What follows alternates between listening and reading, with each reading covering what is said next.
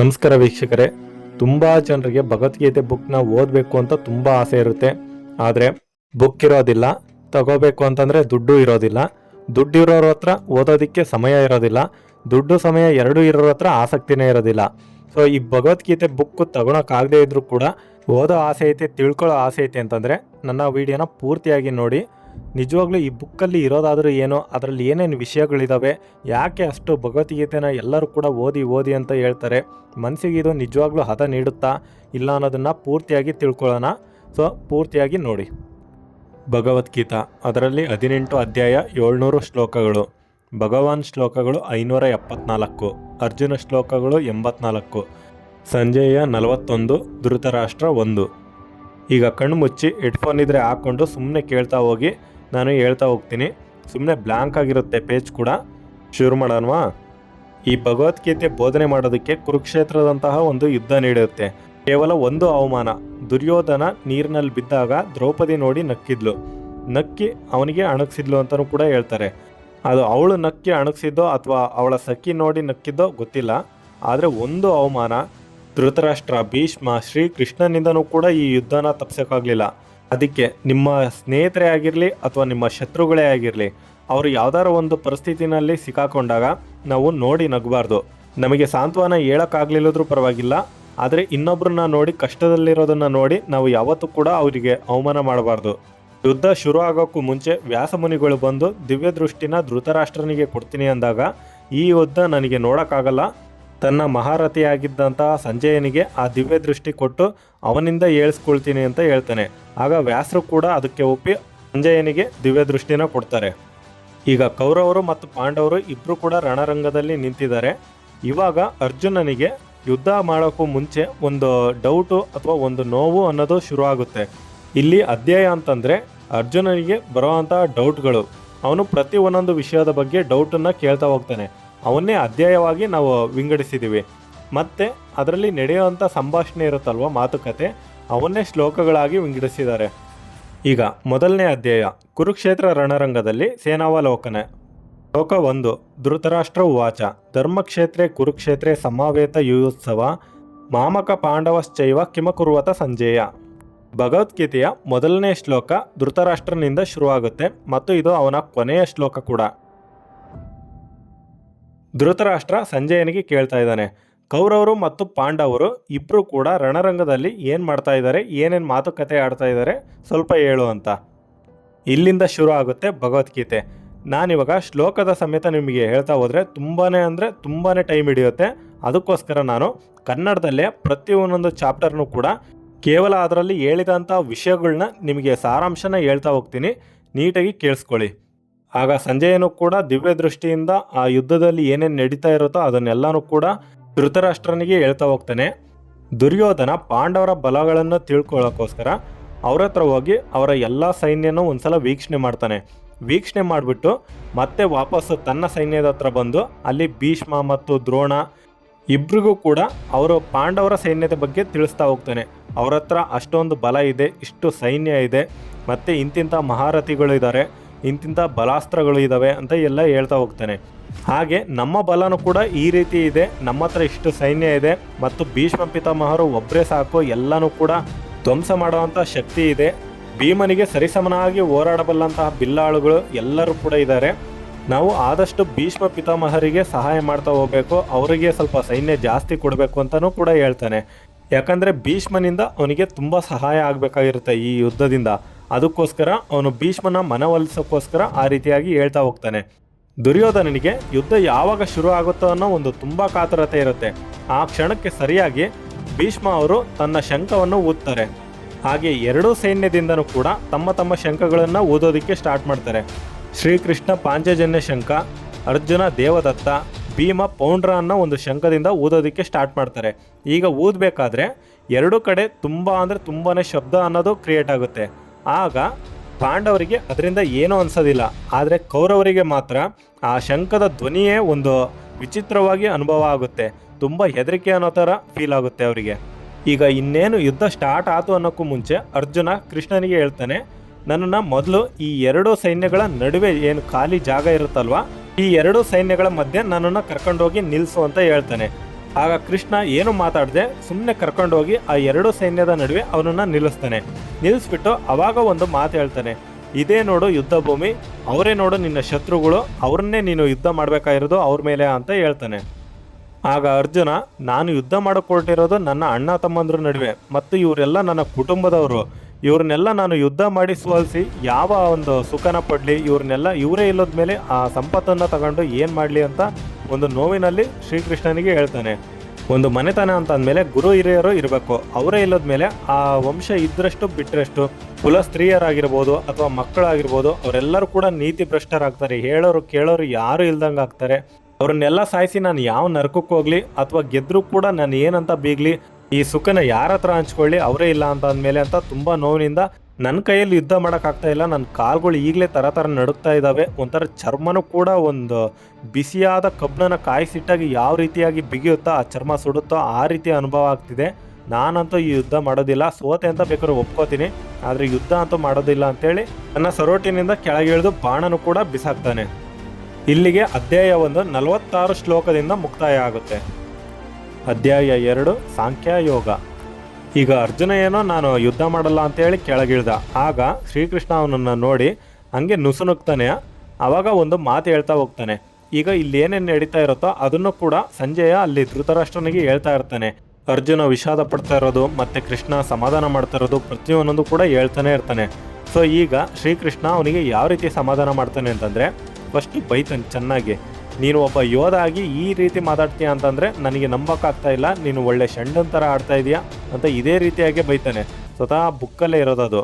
ಈ ರೀತಿಯಾಗಿ ಬೈದು ನೀನು ಯುದ್ಧ ಮಾಡಲೇಬೇಕು ಅಂತ ಹೇಳ್ತಾನೆ. ಆಗ ಅರ್ಜುನ ಕೂಡ ನಾನು ಯುದ್ಧ ಮಾಡೋದಿಲ್ಲ, ನನ್ನ ಕೈಯಲ್ಲಿ ಆಗೋದಿಲ್ಲ, ಅವರಂತರೂ ಕರುಣೆ ಇಲ್ಲದೇ ನಿಂತಿದ್ದಾರೆ ನಮ್ಮ ಮೇಲೆ ಯುದ್ಧ ಮಾಡೋದಕ್ಕೆ, ಹಂಗಂತ ನಾವು ಕೂಡ ಮಾಡಿದರೆ ನಾವು ಕೂಡ ಪಾಪಿಗಳಾಗ್ತೀವಿ, ನಾನು ಮಾಡಲ್ಲ ಅಂತಲೇ ಹೇಳ್ತಾ ಇರ್ತಾನೆ. ಆಗ ಶ್ರೀಕೃಷ್ಣ ನಗ್ನಗ್ತಾನೆ, ನೋಡು ನೀನು ಸಾಯಿಸೋಕೆ ಹೊರಟಿರೋದು ಅವರು ಬರೀ ದೇಹಗಳನ್ನ ಮಾತ್ರ, ಆತ್ಮನಲ್ಲ. ಅವರು ನಾಳೆ ಸಾಯೋರು ಇವತ್ತು ಸಾಯ್ತಾ ಇದ್ದಾರಷ್ಟೇ, ಆ ಸಾವಿಗೆ ನೀನು ಒಂದು ಕಾರಣ ಅಷ್ಟೇ, ನೀನು ಒಂದು ನಿಮಿತ್ತ ಇದ್ದಂಗೆ. ನೀನಿವಾಗ ಸಾಯಿಸ್ತಾ ಇರೋದು ಬರೀ ದೇಹನಷ್ಟೇ, ಆತ್ಮನಲ್ಲ. ಆತ್ಮಕ್ಕೆ ಸಾವು ಅನ್ನೋದಿಲ್ಲ, ಹುಟ್ಟು ಅನ್ನೋದಿಲ್ಲ, ಅದಕ್ಕೆ ಹುಟ್ಟು ಇಲ್ಲ, ನಂತರ ಹುಟ್ಟೋದು ಇಲ್ಲ, ಮತ್ತೆ ಮರುಜನ್ಮ ಅನ್ನೋದು ಕೂಡ ಪಡ್ಕೊಳ್ಳೋದಿಲ್ಲ. ಅದು ಕೇವಲ ದೇಹನ ಬಟ್ಟೆ ಚೇಂಜ್ ಮಾಡ್ದಂಗೆ ಮಾಡ್ತಾ ಇರುತ್ತೆ ಅಷ್ಟೇ. ಹಾಗೆ ಅದಕ್ಕೆ ಒಂದು ಆಕಾರ ಅನ್ನೋದು ಇರೋದಿಲ್ಲ, ವಿಕಾರ ಅನ್ನೋದು ಇರೋದಿಲ್ಲ. ಅದು ನೋಡೋದಕ್ಕೆ ಒಂದು ಕಣ್ಣಿಗೂ ಕಾಣೋದಿಲ್ಲ, ಮತ್ತು ಗ್ರಹಣ ಕೂಡ ಮಾಡೋಕ್ಕಾಗೋದಿಲ್ಲ ನಮ್ಮ ಕೈಯಲ್ಲಿ. ಆ ರೀತಿಯಾದಂಥ ಒಂದು ಆತ್ಮ ಅಷ್ಟೇ. ಆತ್ಮ ಅನ್ನೋದು ಒಂದು ಅವಿನಾಶಿ, ಅದನ್ನು ಸುಡೋದಕ್ಕೂ ಆಗೋದಿಲ್ಲ, ಗಾಳಿಲಿ ಅದನ್ನು ತೇಲ್ಸೋದಕ್ಕೂ ಆಗೋದಿಲ್ಲ, ಅದನ್ನು ಚಳಿಯಿಂದ ಕೊರೆಸೋದಕ್ಕೂ ಆಗೋದಿಲ್ಲ. ಹಾಗೆ ಬಿಲ್ಲು ಬಾಣ ಕತ್ತಿ ಯಾವುದರಿಂದನೂ ಕೂಡ ಅದನ್ನು ನಾಶ ಮಾಡೋದಕ್ಕಾಗೋದಿಲ್ಲ.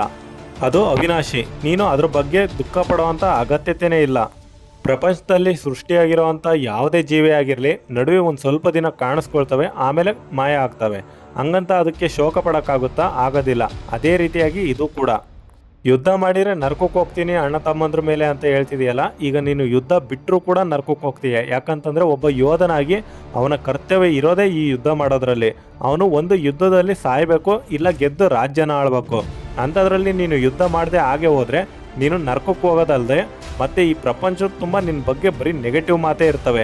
ಒಬ್ಬ ಹೇಡಿ ಅಂತೆ ಮತ್ತು ನಿನ್ನ ಶತ್ರುಗಳು ಯಾರ್ಯಾರು ಇರ್ತಾರೋ ಎಲ್ಲರೂ ಕೂಡ ಹೀಯಾಳ್ಸಕ್ಕಿಸ್ತಾರೆ. ಸೊ ಅದಕ್ಕೋಸ್ಕರ ನೀನು ಯುದ್ಧ ಮಾಡಲೇಬೇಕು ಅಂತ ಹೇಳ್ತಾನೆ. ಇಂತಹ ಚಾನ್ಸ್ ಯಾರಿಗಾದರೂ ಬೇರೆಯವ್ರಿಗೆ ಸಿಕ್ಕಿದ್ರೆ ಖುಷಿಯಿಂದ ಹೋರಾಡ್ತಾರೆ. ಯಾಕಂತಂದರೆ ಯುದ್ಧದಲ್ಲಿ ಒಂದು ಗೆಲುವು ಅನ್ನೋದು ಇರುತ್ತೆ, ಮತ್ತು ಯುದ್ಧ ಮಾಡಿದವನು ಸ್ವರ್ಗನೂ ಕೂಡ ಪ್ರಾಪ್ತಿಯಾಗುತ್ತೆ ಅನ್ನೋ ಒಂದು ಮಾತಿದೆ. ಕರ್ಮಣ್ಯ ವಾದಿಕಾರಸ್ತೆ ಮಾ ಫಲೇಶು ಕದಾಚನ.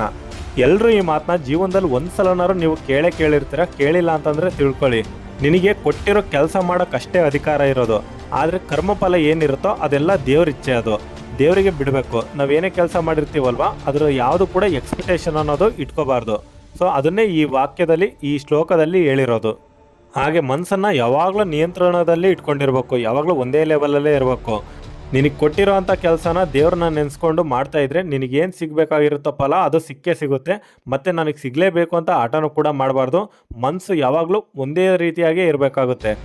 ಹೀಗೆ ಮಾಡಿದರೆ ದೇವರಿಗೆ ತುಂಬ ಪ್ರಿಯನ ಆಗ್ತಾನೆ, ಮತ್ತು ಅವನ ಬಳಿ ಹೋಗೋದಕ್ಕೂ ಕೂಡ ಒಂದು ದಾರಿ ಸಿಕ್ಕಂಗೆ ಆಗುತ್ತೆ. ಇಲ್ಲಿಗೆ 72 ಶ್ಲೋಕದಿಂದ ಈ ಅಧ್ಯಾಯ ಮುಕ್ತಾಯ ಆಗುತ್ತೆ. ಈಗ ಅಧ್ಯಾಯ 3 ಕರ್ಮಯೋಗ.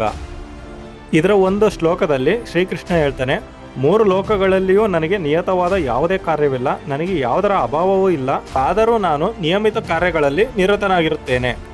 ಪರಂಬ್ರಹ್ಮನಾದ ಶ್ರೀಕೃಷ್ಣ ಹೇಳ್ತಾನೆ, ನನಗೆ ಯಾವುದೇ ಥರ ಮಾಡಬೇಕಾದಂಥ ಕರ್ಮ ಕೆಲಸ ಏನು ಇಲ್ಲ ಅಂತಂದ್ರೂ ಕೂಡ ನಾನು ಮನುಷ್ಯ ಆಗಿ ಹುಟ್ಟಿದ ಮೇಲೆ ನಾನು ಕರ್ಮ ಅನ್ನೋದನ್ನ ಮಾಡಲೇಬೇಕಾಗುತ್ತೆ. ಹಾಗೆ ನಾನು ಮಾಡೋ ಕಾರ್ಯಗಳು ಕೂಡ ಅಥವಾ ಕರ್ಮಗಳು ಕೂಡ ನಾನು ಯಾವುದೇ ಅಪೇಕ್ಷೆ ಇಲ್ಲದೆ ಮಾಡುತ್ತೇನೆ. ಯಾಕೆಂತಂದರೆ ಪರಬ್ರಹ್ಮನಾಗಿ ನಾನೇ ಇರುವಾಗ ನಾನು ಮತ್ತೆ ಯಾರಿಂದ ಎಕ್ಸ್ಪೆಕ್ಟ್ ಮಾಡಲಿ ನನ್ನ ಕರ್ಮಕ್ಕೆ ಫಲವನ್ನು. ಹಾಗೆ ಹುಟ್ಟಿದ ಎಲ್ಲ ಜೀವಿಗಳು, ಎಲ್ಲ ಆತ್ಮಗಳು ಏನಿದಾವೋ ಎಲ್ಲವೂ ಕೂಡ ಪರಬ್ರಹ್ಮ ಸ್ವರೂಪಿಗಳೇ. ಹಾಗಾಗಿ ನೀವು ಯಾವುದನ್ನು ಕೂಡ ಎಕ್ಸ್ಪೆಕ್ಟ್ ಮಾಡೋ ಅಗತ್ಯತೆಯೇ ಇಲ್ಲ. ನೀವೆಲ್ಲ ಕರ್ಮನ ಮಾಡ್ರಿ, ಅದನ್ನು ಪರಬ್ರಹ್ಮನಿಗೆ ಬಿಡಿ, ಅವನು ಎಲ್ಲ ನೋಡ್ಕೋತಾನೆ ಅಂತ ಹೇಳ್ತಾ ಇದ್ದಾನೆ. ಹಾಗೆ ಅಜ್ಞಾನಿಗಳು ಅಂದರೆ ಈ ಹೋಮ ಹವನ ಎಲ್ಲ ಮಾಡಿ ನಮಗೆ ದೇವತೆಗಳಿಂದ ಒಳ್ಳೇದಾಗಲಿ ಅಂತೇಳಿ ನಾವು ಏನು ಎಕ್ಸ್ಪೆಕ್ಟ್ ಮಾಡಿಕೊಂಡು ಕರ್ಮ ಅಥವಾ ಯಾವ್ದಾರ ಯಜ್ಞ ಫಲಗಳನ್ನ ಅಪೇಕ್ಷೆ ಮಾಡ್ತೀವೋ, ಯಜ್ಞದ ಪುಣ್ಯ ಏನೋ ಸಿಗುತ್ತೆ, ಆದರೆ ಭಗವಂತನಿಂದ ಪ್ರೀತಿ ಸಿಗೋದಿಲ್ಲ. ಯಾಕೆಂತಂದರೆ ನೀನು ಮಾಡಿರೋ ಕರ್ಮಕ್ಕೆ ನೀನು ಎಕ್ಸ್ಪೆಕ್ಟ್ ಮಾಡ್ತಾ ಇದೀಯಾ, ಅಂದರೆ ಅಪೇಕ್ಷೆ ಮಾಡ್ತಾ ಇದೀಯಾ ಒಳ್ಳೇದಾಗಲಿ ಅಂತ. ಅದನ್ನೇ ಇಲ್ಲಿ ಹೇಳ್ತಾ ಇದ್ದಾನೆ. ಹಾಗೆ ಇನ್ನೊಂದು ಶ್ಲೋಕದಲ್ಲಿ ಹೇಳ್ತಾನೆ, ಕ್ರಿಯಾಶೀಲವಾದ ಇಂದ್ರಿಯಗಳು ಜಡವಸ್ತುವಿಗಿಂತ ಶ್ರೇಷ್ಠ, ಮನಸ್ಸು ಇಂದ್ರಿಯಗಳಿಗಿಂತ ಶ್ರೇಷ್ಠ, ಬುದ್ಧಿಯು ಮನಸ್ಸಿಗಿಂತ ಇನ್ನೂ ಬಹುಶ್ರೇಷ್ಠ ಮತ್ತು ಆತ್ಮನು ಬುದ್ಧಿಗಿಂತ ಬಹುಶ್ರೇಷ್ಠನು ಅಂತ ಹೇಳ್ತಾನೆ. ಇದರ ಅರ್ಥ, ಕ್ರಿಯಾಶೀಲವಾದ ಇಂದ್ರಿಯ ಅಂತಂದರೆ ನಮ್ಮ ಪಂಚೇಂದ್ರಿಯಗಳು, ನಾಲ್ಗೆ, ಚರ್ಮ, ಮೂಗು, ಕಣ್ಣು ಮತ್ತು ಕಿವಿ, ಇವೆಲ್ಲವೂ ಕೂಡ ನಾವು ಮನುಷ್ಯರಾಗಿ ನಮ್ಮ ದೇಹದಲ್ಲಿ ನಾವು ಬಳಸ್ತೀವಿ. ಇದು ಒಂದು ಕಲ್ಲಿಗಿಂತ ಶ್ರೇಷ್ಠ. ಯಾಕಂದರೆ ಕಲ್ಲಿಗೆ ಇದು ಯಾವುದು ಕೂಡ ಇರೋದಿಲ್ಲ, ಗ್ರಹಣ ಶಕ್ತಿ ನಮಗೆ ಮನುಷ್ಯರಿಗೆ ಇರೋ ಅಂತಹ ಯಾವುದೇ ಶಕ್ತಿ ಇರೋದಿಲ್ಲ. ಅದಕ್ಕೆ ಈ ಇಂದ್ರಿಯಗಳು ಜಡವಸ್ತುವಿಗಿಂತ ಶ್ರೇಷ್ಠ ಅಂತ ಹೇಳಿದ್ದಾರೆ. ಹಾಗೆ ಮನಸ್ಸು ಇಂದ್ರಿಯಗಳಿಗಿಂತ ಶ್ರೇಷ್ಠ, ಯಾಕಂದರೆ ಇವು ಐದನ್ನು ಕೂಡ ಕಂಟ್ರೋಲ್ ಮಾಡೋದು ನಮ್ಮ ಮನಸ್ಸು. ಹಾಗೆ ಬುದ್ಧಿ ಮನಸ್ಸಿಗಿಂತನೂ ಬಹುಶ್ರೇಷ್ಠ. ಅಂದರೆ ನಾವು ಮನಸ್ಸು ಮಾಡೋಕ್ಕಿಂತ ಮುಂಚೆ, ಆತರದಲ್ಲಿ ಏನಾರು ಒಂದು ನಿರ್ಧಾರ ತಗೊಳ್ಳೋ ಮುಂಚೆ ನಾವು ಬುದ್ಧಿವಂತಿಕೆನ ಉಪಯೋಗಿಸ್ಬೇಕಾಗುತ್ತೆ. ಆತ್ಮ ಬುದ್ಧಿಗಿಂತ ಶ್ರೇಷ್ಠ. ಯಾಕೆ ಅಂತಂದರೆ ನಾವು ಏನೇ ಬುದ್ಧಿ ಉಪಯೋಗಿಸಿದ್ರು ಕೂಡ ನಮ್ಮ ಆತ್ಮದಲ್ಲೇ ಇರುತ್ತೆ ಒಳ್ಳೆತನ ಕೆಟ್ಟತನ ಅಂತ. ಸೊ ಅದಕ್ಕೋಸ್ಕರ ಆತ್ಮ ಬುದ್ಧಿಗಿಂತ ಶ್ರೇಷ್ಠ ಅಂತ ಹೇಳಿದ್ದಾರೆ. ನಮ್ಮ ಆತ್ಮದಿಂದಲೇ ನಮ್ಮ ಬುದ್ಧಿ ಓಡೋದು. ನಮ್ಮ ಆತ್ಮ ಒಳ್ಳೆ ಕಡೆ ಹೇಳಿದ್ರೆ ಅದು ಬುದ್ಧಿ ಕೂಡ ಒಳ್ಳೆಯದನ್ನೇ ಹೇಳುತ್ತೆ. ಸೊ ಅದಕ್ಕೋಸ್ಕರ ಆತ್ಮನ ಬುದ್ಧಿಗಿಂತ ಶ್ರೇಷ್ಠ ಅಂತ ಶ್ರೀಕೃಷ್ಣ ಹೇಳಿದ್ದಾರೆ. ಇಲ್ಲಿಗೆ 43 ಶ್ಲೋಕದಿಂದ ಅಧ್ಯಾಯ 3 ಮುಕ್ತಾಯ ಆಯಿತು. ಅಧ್ಯಾಯ 4 ಜ್ಞಾನಕರ್ಮ ಸನ್ಯಾಸ ಯೋಗ. 4ನೇ ಅಧ್ಯಾಯ ತುಂಬ ಮುಖ್ಯವಾದ ಅಧ್ಯಾಯ. ಮೊದಲನೇ ಶ್ಲೋಕದಲ್ಲೇ ಶ್ರೀಕೃಷ್ಣ ಅರ್ಜುನನಿಗೆ ಹೇಳ್ತಾನೆ, ನಾನು ಈ ಭಗವದ್ಗೀತೆನ ಸೂರ್ಯನಿಗೆ ಈ ಪ್ರಪಂಚ ಸೃಷ್ಟಿಯಾಗೋ ಮೊದಲೇ ಹೇಳಿದ್ದೆ. ಸೂರ್ಯದೇವ ಮಾನವ ಕುಲದ ತಂದೆಯಾದ ಮನುವಿಗೆ ಹೇಳಿರ್ತಾನೆ, ಮನು ತನ್ನ ಮಗನಾದ ಇಕ್ಷಾಕುವಿಗೆ ಹೇಳಿರ್ತಾನೆ. ಹೀಗೆ ಅದು ಗುರು ಪರಂಪರೆಯಲ್ಲಿ ರಾಜ ಮಹರ್ಷಿಗಳು ತಮ್ಮ ಜ್ಞಾನದಿಂದ ಈ ಭಗವದ್ಗೀತೆನ ಎಲ್ಲರೂ ಕೂಡ ತಿಳ್ಕೊಳ್ಳೋಕ್ಕೆ ಪ್ರಯತ್ನ ಪಡ್ತಾರೆ. ಅರ್ಜುನ ಶ್ರೀಕೃಷ್ಣನಿಗೆ ಕೇಳ್ತಾನೆ, ಸೂರ್ಯದೇವ ನಿನಗಿಂತ ಮೊದಲು ಹುಟ್ಟಿದವನು, ಆದಿಯಲ್ಲಿ ನೀನು ಅವನಿಗೆ ಈ ವಿಜ್ಞಾನವನ್ನು ಹೇಗೆ ಬೋಧಿಸಿದೆ ಅಂತ. ಆಗ ಶ್ರೀಕೃಷ್ಣ, ನಾನು ನೀನು ತುಂಬ ಜನ್ಮಗಳನ್ನು ಕಳೆದಿದ್ದೀವಿ, ಒಟ್ಟಿಗೆ ಹುಟ್ಟಿ ಒಟ್ಟಿಗೆ ಸತ್ತಿದ್ದೀವಿ ಕೂಡ, ಆದರೆ ನಿನಗೆ ಯಾವುದು ಕೂಡ ನೆನಪಿಲ್ಲ, ನನಗೆ ಮಾತ್ರ ನೆನಪಿದೆ ಅಂತ ಹೇಳಿ, ನನಗೆ ಯಾವುದೇ ಥರ ಹುಟ್ಟು ಅನ್ನೋದು ಇಲ್ಲ, ಸಾವು ಅನ್ನೋದು ಇಲ್ಲ, ನನ್ನ ಕೇವಲ ದೇಹಕ್ಕೆ ಮಾತ್ರ ಸಾವು ಮತ್ತು ಹುಟ್ಟು ಇದೆ, ಆದರೆ ನನ್ನ ಆಧ್ಯಾತ್ಮಿಕ ಆತ್ಮಕ್ಕೆ ಯಾವುದೇ ಥರ ಹುಟ್ಟು ಸಾವು ಅನ್ನೋದಿಲ್ಲ. ನಾನೇ ಎಲ್ಲ ಜೀವಿಗಳ ಪ್ರಭು, ಆದರೂ ಪ್ರತಿ ಯುಗದಲ್ಲೂ ನಾನು ಮೂಲ ಅಲೌಕಿಕ ರೂಪದಲ್ಲೇ ಅವತರಿಸ್ತೀನಿ ಅಂತ ಹೇಳ್ತಾನೆ. ಹಾಗೆ ತುಂಬ ಮುಖ್ಯವಾದ ಶ್ಲೋಕ 7ನೇ ಶ್ಲೋಕ ಇದು. ಯದಾ ಯದಾ ಹಿ ಧರ್ಮಸ್ಯ ಗ್ಲಾನಿರ್ಭವತಿ ಭಾರತ ಅಭ್ಯುತ್ಥಾನ ಧರ್ಮಸ್ಯ ತದಾತ್ಮನಾಂ ಸೃಜಾಮಹಂ. ಅಂದರೆ ಯಾವಾಗ ಎಲ್ಲೆಲ್ಲಿ ಧರ್ಮದ ಅವನತಿ ಆಗುತ್ತೋ ಮತ್ತು ಅಧರ್ಮ ಹೆಚ್ಚಾಗುತ್ತೋ ಅಲ್ಲಿ ನಾನು ಸ್ವಯಂ ಅವತಾರ ಮಾಡುತ್ತೇನೆ ಅಂತ ಹೇಳ್ತಾನೆ. ಹಾಗೆ 8ನೇ ಶ್ಲೋಕ, ಪರಿತ್ರಾಣಾಯ ಸಾಧೂನಾಂ ವಿನಾಶಾಯ ಚ ದುಷ್ಕೃತಂ ಧರ್ಮ ಸಂಸ್ಥಾಪನಾರ್ಥಾಯ ಸಂಭವಾಮಿ ಯುಗ ಯುಗೆ. ಸಜ್ಜನರನ್ನು ರಕ್ಷಿಸಲು, ದುಷ್ಟರನ್ನು ನಾಶ ಮಾಡುವುದಕ್ಕಾಗಿ ಮತ್ತು ಧರ್ಮದ ತತ್ವಗಳನ್ನು ಮತ್ತೆ ಮರುಸ್ಥಾಪನೆ ಮಾಡೋಕ್ಕಾಗಿ ನಾನು ಪ್ರತಿ ಯುಗದಲ್ಲಿ ಅವತರಿಸ್ತೇನೆ ಅಂತ ಹೇಳ್ತಾನೆ.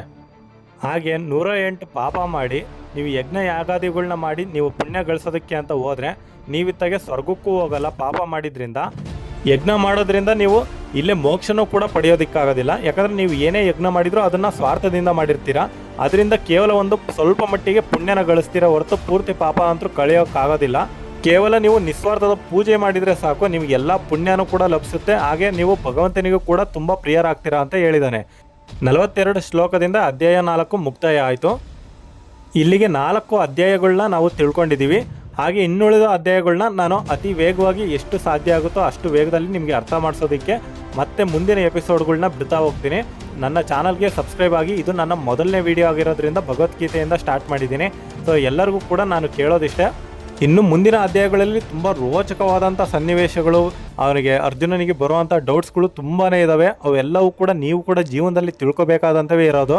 ಈಗ ಕೇವಲ ಒಂದು ರೀತಿ ಸ್ಟಾರ್ಟಿಂಗಲ್ಲಿ ಜಸ್ಟ್ ಒಂದು ಸ್ವಲ್ಪ ಮಟ್ಟಿಗೆ ಮಾತ್ರ ಅವನು ಸಮಾಧಾನ ಹೇಳಿರ್ತಾನೆ. ಆದರೆ ಮುಂದೆ ಬರ್ತಾ ಬರ್ತಾ ಅವನ ಪೂರ್ತಿ ಅವತಾರ ಅದು ಪ್ರತಿಯೊಂದೊಂದು ಕೂಡ ಹೇಳ್ತಾ ಹೋಗ್ತಾನೆ. ತುಂಬ ರೋಚಕವಾಗಿರುತ್ತೆ ಅದು ಕೇಳೋದಕ್ಕೂ ಕೂಡ, ಮತ್ತು ಅದನ್ನು ನೀವು ಕಣ್ಣಲ್ಲೇ ಇಮ್ಯಾಜಿನ್ ಮಾಡ್ಕೋಬೋದು, ಅಷ್ಟು ಚೆನ್ನಾಗಿರುತ್ತೆ. ಯಾರಿಗೆ ತುಂಬ ಆಸಕ್ತಿ ಇದೆ ಭಗವದ್ಗೀತೆ ತಿಳ್ಕೊಬೇಕು ಅಂತ ಅವರಿಗೆ ಇದನ್ನು ಶೇರ್ ಮಾಡಿ ನನ್ನ ಚಾನಲ್ಗೆ ಸಬ್ಸ್ಕ್ರೈಬ್ ಕೂಡ ಆಗೋಕ್ಕೆ ಹೇಳಿ. ನಾನು ಮುಂದಿನ ವೀಡಿಯೋಗಳಲ್ಲಿ ಇನ್ನುಳಿದಂಥ ಭಾಗಗಳನ್ನ ನಾನು ಬಿಡ್ತೀನಿ. ಹಾಗೆ ನನ್ನ ಚಾನಲ್ಗೆ ಮೇನಾಗಿ ಸಬ್ಸ್ಕ್ರೈಬ್ ಆಗಿ. ಹಾಗೆ ಮುಂತಾದ ವೀಡಿಯೋಗಳಲ್ಲಿ ನಾನು ಹಾರರ್ ಥ್ರಿಲ್ಲಿಂಗ್ ಆ ರೀತಿ ಎಲ್ಲ ಮಾಡಬೇಕು ಅಂತ ಅಂದ್ಕೊಂಡಿದ್ದೀನಿ. ಹಾಗಾಗಿ ನಿಮ್ಮ ಸಪೋರ್ಟ್ ನಮಗೆ ಎಲ್ಲ ಬೇಕೇ ಬೇಕು. ನನ್ನ ಎಕ್ಸ್ಪ್ಲನೇಷನ್ ನಿಮಗೆ ಹೇಗೆ ಅನ್ನಿಸ್ತು, ತುಂಬ ಇಷ್ಟ ಆಯಿತಾ ಅಥವಾ ಇನ್ನೂ ಏನಾರ ಇದರಲ್ಲಿ ಇಂಪ್ರೂವ್ಮೆಂಟ್ ಮಾಡ್ಕೋಬೇಕಾ ಅನ್ನೋದನ್ನು ಕೂಡ ನನಗೆ ಕಮೆಂಟ್ನಲ್ಲಿ ತಿಳಿಸಿ.